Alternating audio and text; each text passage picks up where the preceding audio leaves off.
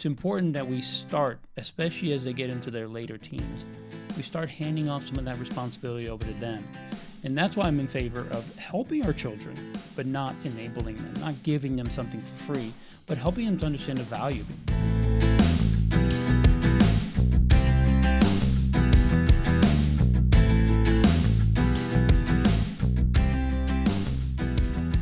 In this episode of Getting Money Right, Leo and I are going to discuss some common money questions, things that we've heard from you, the listener, and things that get posted even onto the website.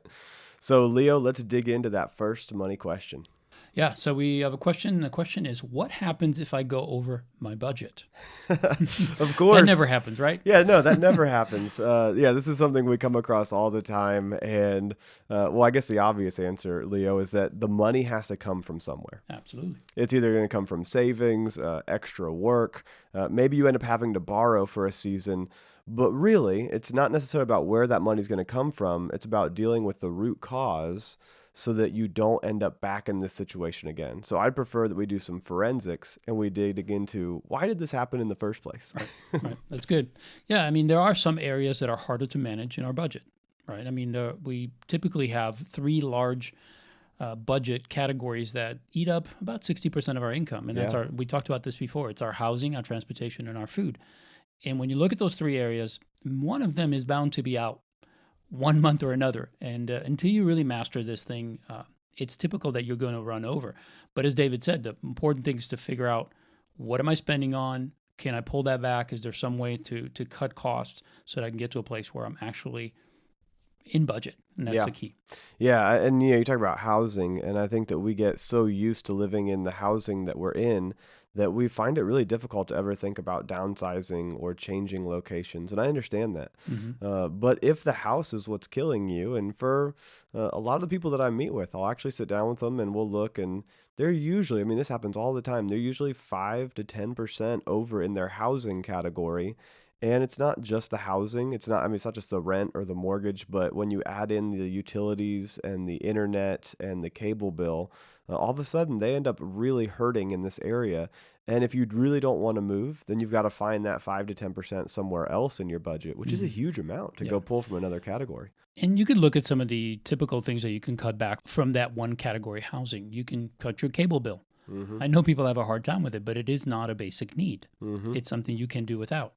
But even if you cut it out, and let's say you're spending $200 on it, you cut out that $200, that might bring that percentage from 5 to 10% over to maybe 8% over. You're still 8% over. So the question is really more of, can you really cut enough from that housing category to get to a place where it's within that percentage that's healthy for your budget? That's hard to do without moving. It's hard. Well, and sometimes you have to just move. Quite frankly, I don't want to hurt anybody's feelings, but maybe it's time to move and find some cheaper housing. And the cool thing is, if you get your housing category back lined up with the appropriate spending guidelines, long term, the rest of your finances are going to be a lot more healthy. And that's going to allow you to grow margin and then one day get into a house that you truly love. But I would rather you downsize and live in a smaller place for 2, 3, 4 years, learn contentment, learn gratitude to be in that new place.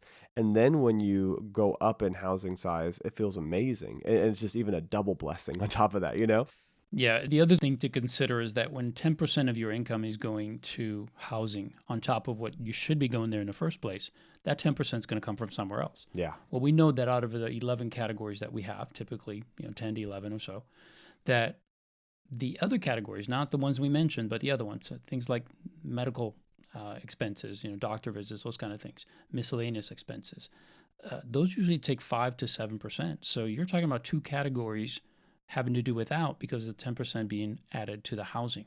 So really look at it not just from, well, gosh, I love my house, I don't want to move from it. Yes, but what are you giving up by doing that? Because you can have the same amount of value without spending that much money.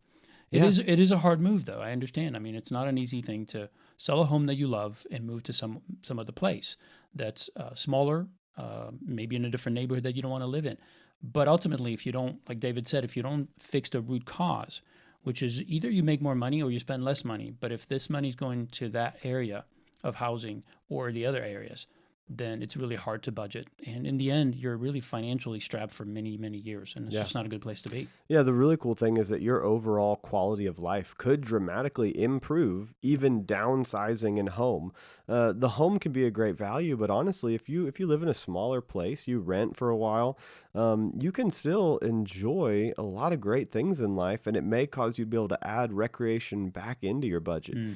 You might be able to afford the cable bill again and enjoy watching your favorite shows when you get home and not have to worry about, am I going to be able to pay my medical bills when they come around next month or 5 months from now? And so you actually can open up a lot of joy in your life by downsizing for a season, getting your margins set up correctly.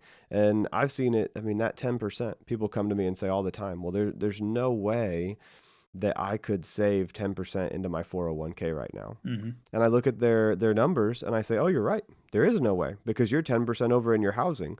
So instead of a 401k, you're just investing in your home, which goes up, 3%, 4% a year. That's a terrible rate of return for retirement. That's really not where you want to have all your money wrapped up, but you've chosen a large house instead of saving for retirement, and it opens up the eyes like, "Oh, okay, I get it now." And I just agree with them. You're right. You can't save for retirement because you bought too big of a house or you're renting too large of an apartment. But it is fixable. Yep. It's It fixable. is You could fixable. always Yep. downsize. You can always find a less expensive home and build that margin. Hmm. So that's definitely fixable. It's not a easy thing to do, but certainly something you can do. Yep. Another area is the transportation. And some of the expenses that are in there are needs, right? There's not a lot of fluff in that particular category. It's either car payments or insurance. It's gasoline. It's things that you need. It's not something that you just put in there just in case. It's something that you're going to have to use at some point.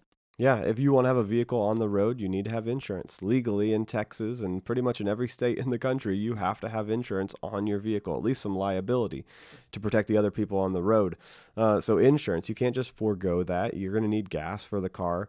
But there are a few options that you have in the vehicle you drive, and that's, is it brand new? Is it a luxury vehicle? Is it something that you're spending more on just for some niceties when really you could essentially drive a smaller, less expensive vehicle?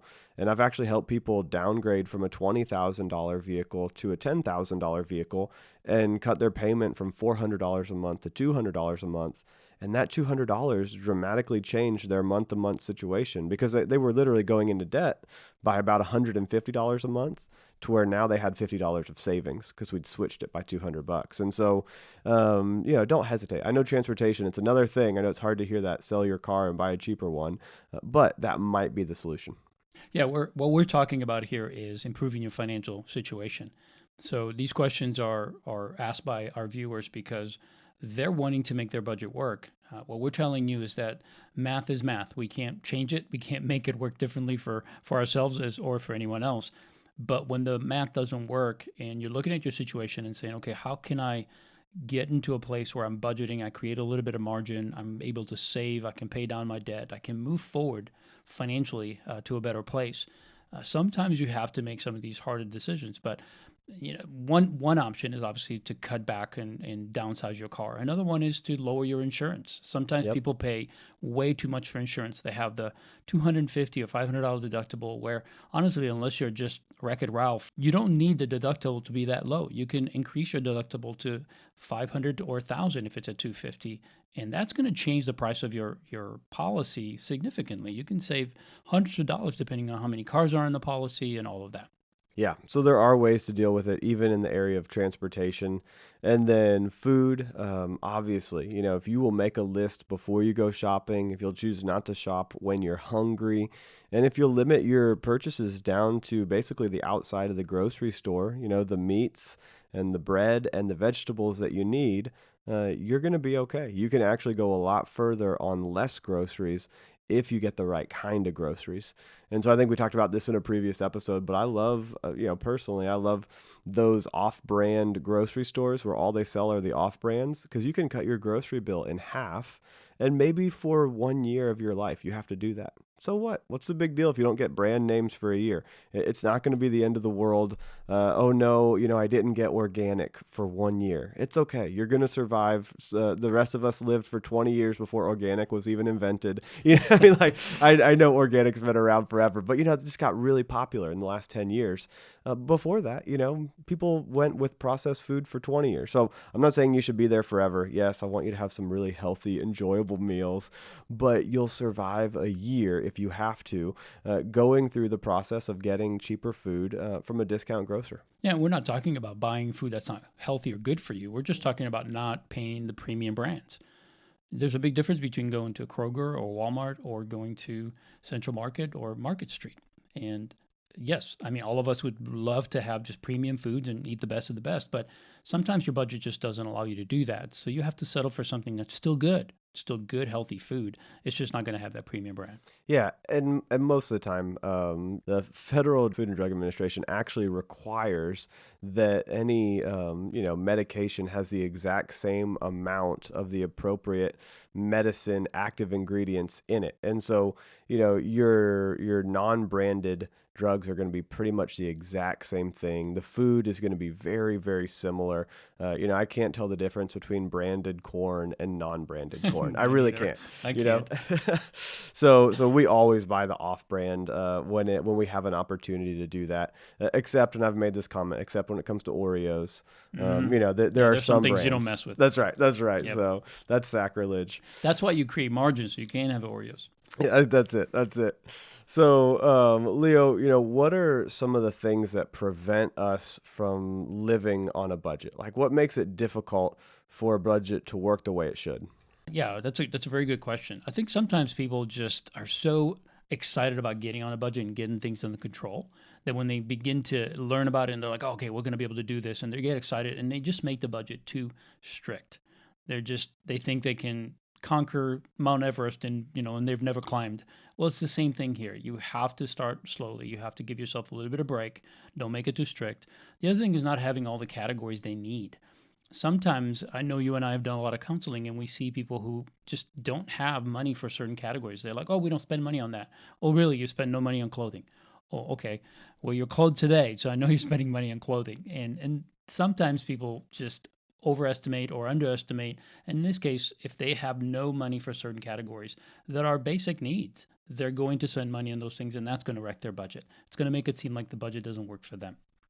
Yeah, and those are the things that you're gonna have to replace your underwear at some point. I mean, that's one of those things that when you throw that, it's like, oh, you're right. I am gonna need new socks at one point. I am gonna need new underwear at one point. Like, you might not buy another shirt for a year or 2 years. But there are some things that you're going to buy in the next year. And so what is it going to be? And just there are categories that end up missing. And if you don't put those into your budget, that's what prevents the budget from working like it should. Yeah, the other thing is that people don't write it down. They have a budget kind of in their mind, but they don't actually write things down and they don't track their expenses.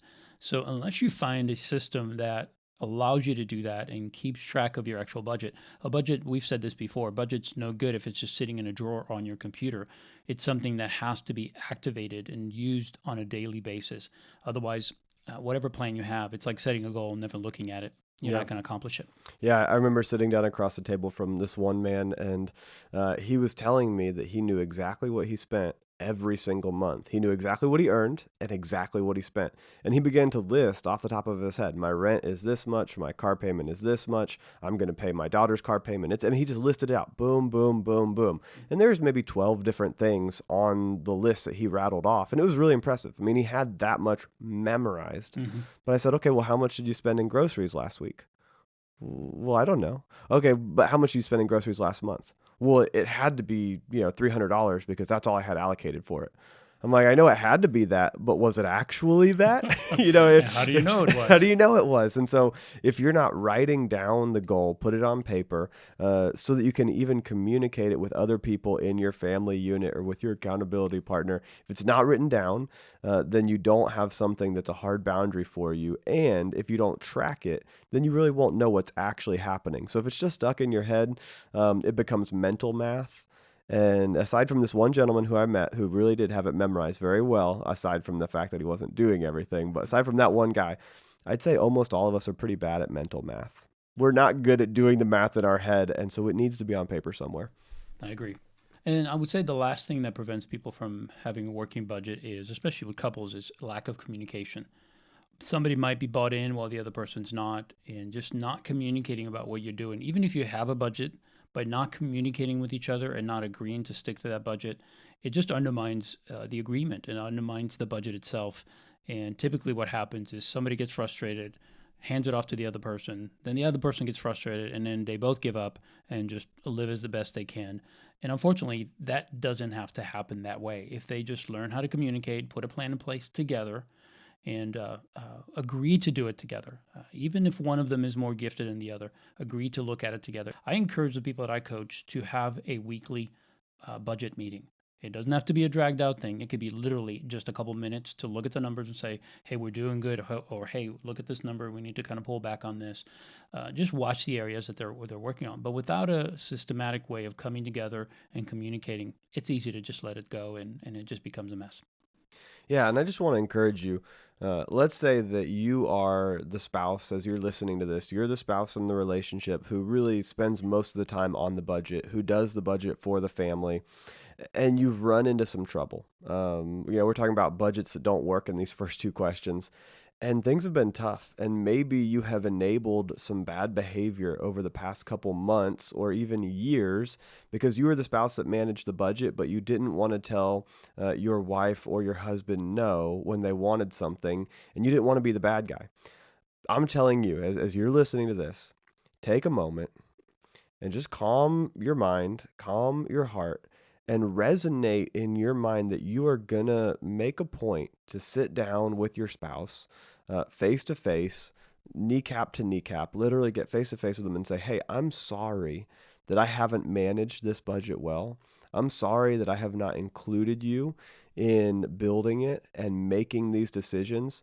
And I want for us to live on a plan that will bring more success to our finances, more time for family vacations, more time for time together in the future when maybe we can both stop working one day. Cast a little bit of vision and couple that with an apology on how things have not been going right, and that's your fault because you've been managing it.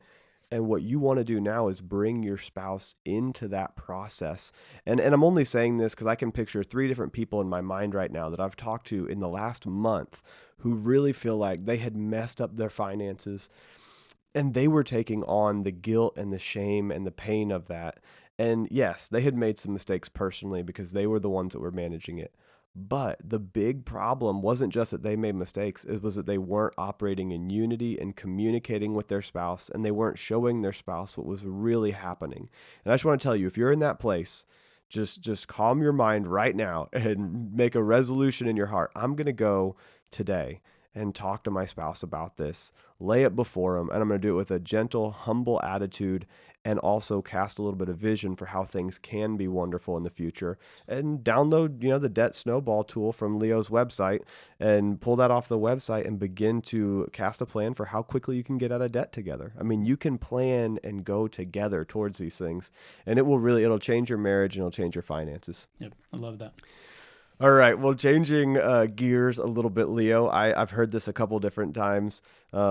Should I buy a car for my child who just got their driver's license?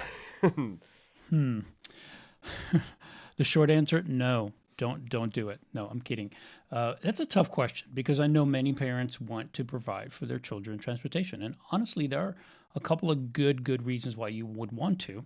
One is obviously is you're tired of driving them around everywhere. I remember when our daughter started driving, my oldest Rachel started driving. We were so happy that we had one of them driving because they were going all over the place, and it was just constantly taking them to school, bringing them back from school, going to events, and it got a little bit tiring to do it. But we chose not to buy them cars. We actually chose to help them purchase their car. So there's different ways to do it. We're going to share a couple of different ways that you can do it. But ultimately, if you look at the pros and cons, I think there are more reasons not to just outright purchase a car for your child than there are benefits. So let's just kind of unpack those a little bit and talk about what that looks like. Yeah. This is an age-old question, and we come across it all the time. And there's some real pros and cons to jumping ahead one direction too fast. So let's break down what this would look like in that decision process. All right, so buying a car for your child may actually entitle them to believe that all of life's big purchases should be handled by another person, right? I mean, it's so easy when a child is 15, 16 years old and you buy them a car, whether it's new or newer. It's very easy for them to just anticipate or interpret that as, hey, when it comes to those kind of things, my mom and dad's going to take care of it. So when college comes around, they're just going to expect you to pay for it. When they start thinking about marriage, they're just going to, hey, mom and dad's going to take care of it. So it's important that we start, especially as they get into their later teens, we start handing off some of that responsibility over to them. And that's why I'm in favor of helping our children, but not enabling them, not giving them something for free, but helping them to understand the value. Because, hey, if I'm going to buy a car for my daughter or my son or whatever, and it cost me thousands of dollars, they need to understand that did not come easy. It didn't just fall out of the sky. I had to work for it. Their mother had to work for it. So our children need to understand the value of hard work. And I think one of the ways that it's very clear because they desire to have a car is to help them to be part of that purchase. Yeah. Help them to save. Start early. When they're 6, 7, 8 years old, start talking about them, especially the boys. They're going to want to drive. They're playing with cars. And say, hey, one day you're going to want to drive. Yeah. Start thinking about your allowance differently and Yep. start putting some Yep. more of that money aside for your car. Yeah, think about this as a teaching moment for your kids, not just an opportunity to bless them or to give them a nice vehicle. Think of it as the opportunity to take them to 4 different car dealerships. Learn to say no. Learn to walk away from something that they think is good in search of something better. Help them learn walk away power. Help Mm. them learn to negotiate by saying, "Hey, I like this vehicle, but it doesn't hit the price point I need, and we're just going to walk away." Teach them that. Use this as a lesson for them. Teach them to walk around the vehicle, to not literally, but proverbially kick the tires. Teach them to get under the hood and point out, where's the engine? Where's the battery? Where's the timing belt? Some of these basic things that honestly, this is probably the most excited that your child will ever be to learn about a vehicle, unless they're just really big into cars. But this might be that moment where you can teach them the most because they actually want to drive. And so they want to learn, how does this thing work that I'm about to be in control of? And Hmm. so this is when they might be the most open to that education. And this is an opportunity. So you don't want to bypass it. You don't want to just, shut them down and say, no, you're not getting a car. You're not old enough. I don't think that you're ready. Instead of just a flat no, maybe open up this idea of, okay, what is this going to look like? And then how are we going to get there together? And how can I educate my child through this process? Yeah, that's good. I like the method of 50-50 match Yeah. because with that, it gives them the ability to really save over a period of time. And when they finally get to that place where they buy the car, it doesn't, yes, as a parent, you help them get 50% of the value, but they really see that as their own purchase. And it's a big purchase. Buying a Yeah. car is a big deal. Yeah. And I know when our daughters bought their cars, it was theirs. I mean, they were like, this is my car. Sure, my parents helped, but it's my car. And I think there's so much value in that children, especially as they're growing up, begin to understand the things that they own and begin to take care of them. And having their own money into it is going to help them care for it more, Yep. right? Because it took them Yep. a while to get it. And that doesn't happen if you just buy the car. I think it's much harder for a child to appreciate and value things if they didn't have to work for them. Yeah, if money's tight in your household, then maybe you limit the match to the first $2,000. Hmm. And you say, hey, for the first $2,000 that you put in, I'll put in 2,000. And from there, you've got to put in the rest. But that will incentivize them to get at least to 2,000. And it's only going to cost 2,000 out of your personal budget, which will lead them to a $4,000 to $5,000 vehicle if they add a little bit more in there, and they can get around in that in high school. Hmm. Now, on the flip side of that, let's say you're doing really well. You have a lot of margin and you could really afford to match a lot more. Well, we do recommend that you put a cap That'd be on that wise. match. So, Yes. what would a good cap be, Leo? How much would be kind of the max that maybe you would match on a first vehicle? I like for the first car to be no more than $7,000. And, Yeah. and the reason I say that is because kids at that age, they're new drivers. So they might have a fender bender here and there. And more than likely it's better for them to have liability insurance than full coverage. Yeah. So if you start going over $7,000, $8,000, now you're going to have full coverage, which costs you a ton, especially if you have a son. That's going to cost a lot, and they're on your insurance, so it affects everything. And it just makes more sense to do it that way. The $7,000 max, which is $3,500 from you, $3,500 from them, is a good number because it still gives them a reliable car that may take them through the rest of high school, even into college. A $7,000 car, if it's picked right and if it's inspected and all that, it can last a few years. Oh It yeah, certainly can last absolutely. all the way through the end of college, which is great because by then they'll be getting their own job and purchasing their own car, and you just equip them with transportation for 6, 7 years. Yeah.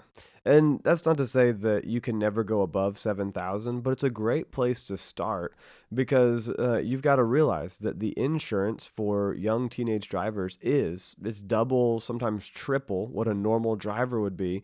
And so if you can eliminate the collision insurance and just have liability, that saves you a ton Yes, it of does. money. On top of that, just like Leo said, these are the first vehicles, so you know that they have a much higher probability of getting a few dings and a few bumps. And so, if your child decides to put even more towards the vehicle, sure, let them get a nicer vehicle, but be aware. You know, this is a growing opportunity. It's a time to build some fortitude and some character. I'm not saying that you should force your child into a terrible vehicle. But what I am saying is that you should be aware that this is a learning opportunity that they can be content and they can survive in a decent vehicle. They don't have to have top of the line. They don't have to have exactly what their friends have. You're teaching them contentment in this moment, and you want to do it in a loving, grace-filled way. You know, if they personally bring $8,000 of their own cash to the table, well, maybe let them get an $11,000 vehicle. You know, if they've really saved and this is a part of their identity and who they want to be, and they love the idea of having a nice car and they've saved for many years, don't punish them. Hmm. But just be wise. Use wisdom in this process. And it would be very difficult for me to purchase a super nice automobile for a teenager, just knowing that it's going to get dinged up in a short period of time. And honestly, they just don't have the maturity to realize the cost versus you know what I mean? It's just so much harder for kids at that age. They're just not fully developed. So Yeah. they think, oh, it's a car, they get in it, they drive it. And honestly, the thing that I've seen probably that bothers me the most is a lot of cars today are just kids can't work on it. And you have to really be a gearhead. You have to be kind of inclined to that kind of maintenance and have a desire to tinker with things to know how to fix them. So nowadays, it's hard for these kids to work on these cars. They don't know anything about them, so they just get in them and drive. And sometimes some of the damage that they do is because they just simply don't have any knowledge about how to maintain a car. And again, the more expensive the car is, the bigger that pain point is when that car has issues. But again, it's to me, I think the best part about matching them but not going too high is that it gives them the ability to test out that first car and not take on too much, not allow the expense to be too great. And it's not for you, it's not for them, and it just keeps the cost low. And you need that. You still have a lot of expenses ahead of you with these children. The last thing you want to do is dump a ton of money in one expense because you got so many more coming your way. Yep. So let's say that you get to that magical driver's license age, whatever it is in your state, and you personally haven't saved anything for the kids, and your kids haven't saved Hmm. anything. And it's time where you feel like you need a vehicle. Like, oh, we need to get them a vehicle because I don't want to drive them to soccer practice anymore, or football, or band, especially band. I think it starts at like 6 a.m. these days. It's Hmm. unbelievable. I can't Yes, it is. imagine. I do But remember. yes. So you may be tempted at that point in time to let your child take out a loan to buy a car. But I just want to caution you severely here. I want to caution you that this can backfire very quickly. Most teenagers don't have the self awareness to hold down a job all throughout high school and college to make the payments.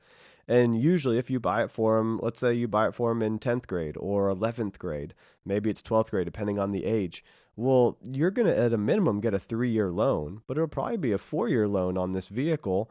And now they're having to make those payments all through high school and part of the way through college. Hmm. And the odds of them being able to hold down a job for 3 or 4 straight years to make payments on their vehicle, That's really difficult. especially if they have a pretty big load in their education and through Yes. college. That could be Yes. really tough for them. And I'm not saying that you shouldn't encourage your kids to work while they're in school and in college as well, but that takes a pretty heavy level of maturity for somebody who's a sophomore in high school or a junior in high school to take a job and hold some kind of income for 4 straight years.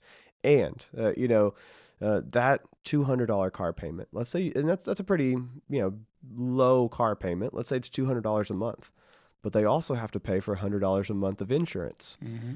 and they have to buy gas. That's easily $50 a month. Way more than that. Yeah, exactly. And then, there's oil changes, and then they have to get new tires every couple of years, and then annual inspections and basic maintenance and repairs is probably another $50 a month. So 200 plus 100 plus 250s, that's $400 a month Hmm. that your teenage child is going to have to earn in order to keep this vehicle going. And I think a lot of times parents look at it's only $200, they'll be able to cover it. But as soon as the child can't make that payment, guess who had to co-sign? Because the child didn't have credit. That's right. Mom and dad had to co-sign. And so co-signing, it basically means that this person that the bank is lending to, the bank knows they're not going to pay it. The bank knows that statistically. The bank has done tons and tons of transactions and realized this person is not going to make their payments. So if you're co-signing, it means that you are basically signing up to make that payment. And Hmm. you just need to be aware of that and realize that you could be in a tough spot. And I say this from personal experience. I had to buy my first car, and I say I had to. My parents gave me the opportunity to purchase a car. They helped me buy a used vehicle for only $8,000, but I had to take out a loan. And I think I was 16 years old because I think that was the age that you could drive back in the day. And $8,000, it turned out to be, about $200 a month. And with the air insurance and the gas and everything else, a few years into that process, when I was in college, I was having to go back to mom and dad and say, hey, will you take care of the insurance this month? Will you take care of the insurance this month? And I think that they got me a 3-year note on that vehicle, but I stretched it out 5 years. They had to call the bank back and say, hey, can you lower the payment? Can you lower the payment? Can you stretch it out? And so it took me 5 years to pay off what should have been a 3-year vehicle because it's only $8,000. I mean, that thing should have been knocked out quick. So I just want to tell you from personal experience. I've been there, and it's unwise to enable your children to go into debt for a vehicle. I'd much rather have you find something that maybe you work on together on Saturdays, and you buy like a $2,000 vehicle with cash that you scratch together, and maybe you work on it together and build it back up. So that's a few really good thoughts there on digging into a vehicle. Yeah, that's great, David. I appreciate the detail and the personal story. I think it does speak to our listeners to the fact that there's no right or wrong here. What we're trying to do is give you some guidelines, and we've been in those situations. You've probably been in those situations yourselves. Maybe you've had children that are right at that age where you're contemplating buying them a car. And what we want to caution you is just use as many of these teachable moments and help them to make good financial decisions. You want to raise up your children to be able to support themselves, to care for themselves and their families in the future. And so take those opportunities. Take the opportunity to teach them something that will be valuable for the rest of their lives because they're going to make this decision over and over and over again. So if you equip them how to make the right decision now, especially in items like buying a car, it's really, really going to serve them really well in the future. Yep.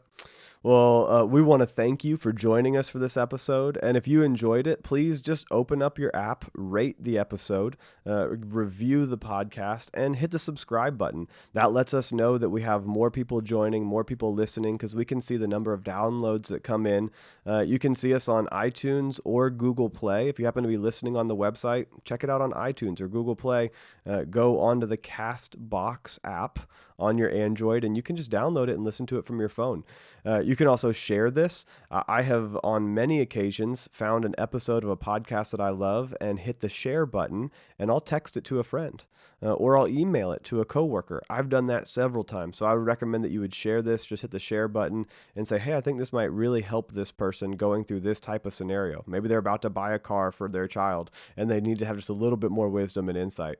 We'd love to have you be a part of the personal finance conversation. So shoot us an email, leave us some comments, let us know what you're thinking. And of course, you can find the show notes to this episode and more content and resources at leosabo.com. And so guess what? We look forward to having you join us next time so that together we can keep getting money right.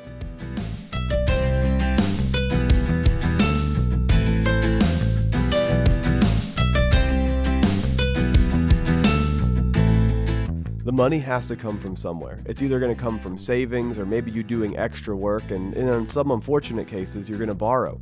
But we really need to deal with the root cause so it doesn't happen again.